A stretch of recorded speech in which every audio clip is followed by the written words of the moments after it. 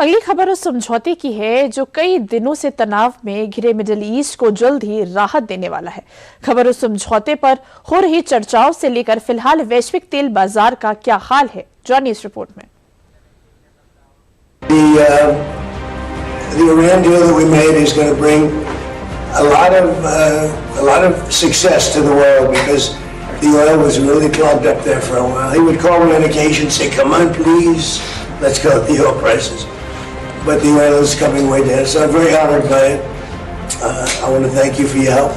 You've always been a help, and it's an honor to be with you. We had a very good conversation yesterday with President Zelensky and President Putin, and I see maybe we can do something there. I really do. I think they're both open to it. So now that this is finished, we're going to be focusing on that. See if we can get that one done. 25,000 people a month are dying, mostly soldiers, and that shouldn't happen. But I had two very good conversations yesterday. We'll be talking about it. Middle east में जारी तनाव पर विराम और Iran के साथ शांति समझौते की खबर तो आपने 2 दिनों पहले अमेरिकी राष्ट्रपति डोनाल्ड ट्रंप के सोशल मीडिया पोस्ट से देख ली थी, मगर उस शांति समझौते पर आधिकारिक बयान देकर राष्ट्रपति ट्रंप ने इस शांति समझौते को और पुख्ता कर दिया है। यानी मिडिल ईस्ट में अब मिसाइल और बम की आवाज थमने वाली है, लोगों के जीवन में मुस्कान लौटने वाली है, वैश्विक अर्थव्यवस्था रफ्तार पकड़ने वाली है और दुनिया में तेल की किल्लतों और ऊर्जा सप्लाई की समस्या पर पूर्ण विराम लगने वाला है। अमेरिकी राष्ट्रपति डोनाल्ड ट्रंप ने दावा किया है कि अमेरिका ईरान समझौता पूरा हो चुका है।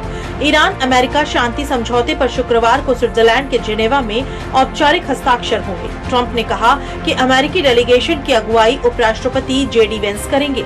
न्यूयॉर्क टाइम्स के मुताबिक एक अमेरिकी अधिकारी ने बताया कि ट्रंप, जेडी वेंस और ईरानी संसद अध्यक्ष मोहम्मद बाघेर गालिबाफ डिजिटल रूप से समझौते पर हस्ताक्षर कर चुके हैं। हालांकि इस समझौते का पूरा मसौदा अभी सार्वजनिक नहीं किया गया है।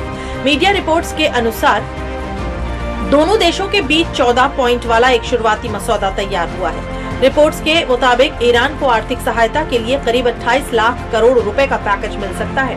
हालांकि डीडी न्यूज इस खबर की आधिकारिक पुष्टि नहीं करता।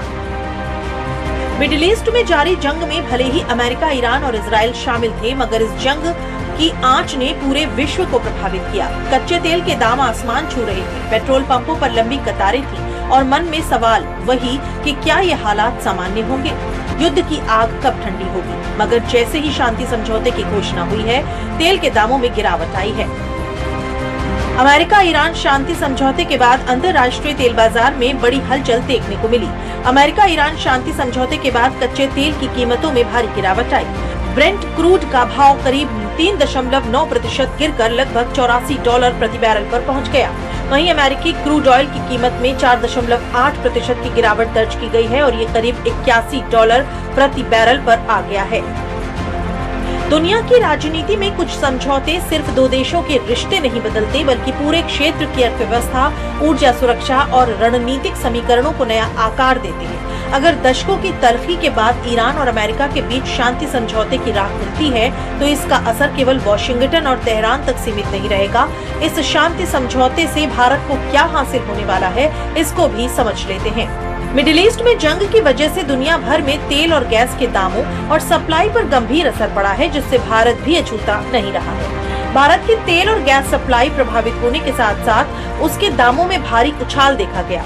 भारत की घरेलू खपत का तेल और गैस का 90% हिस्सा आयात होता है, जिसमें कच्चे तेल आयात का 60% से ज्यादा हिस्सा खाड़ी देशों से आता है। इनमें इराक, सऊदी अरब, कुवैत और संयुक्त अरब अमीरात शामिल हैं। इनमें से भी आधा तेल होर्मुज स्ट्रेट से आता है और शांति समझौते से होर्मुज स्ट्रेट खुलने पर तेल की सप्लाई भारत तक जल्दी हो पाएगी, जिससे भारत को फायदा पहुंचेगा। कुल मिलाकर ईरान अमेरिका के बीच बढ़ती कूटनीतिक नरमी ने सिर्फ तनाव कम नहीं किया है, बल्कि वैश्विक अर्थव्यवस्था को भी राहत का संकेत दिया है। तेल के दामों में आई गिरावट ये बता रही है कि जब संवाद और समझौते का रास्ता चुना जाता है, तो उसका फायदा सीमाओं से परे पूरी दुनिया को मिलता है। अब निगाहें इस बात पर होंगी कि ये शांति कितनी स्थायी साबित होती है और आने वाले दिनों में ऊर्जा बाजारों को कितनी मजबूती प्रदान करती है।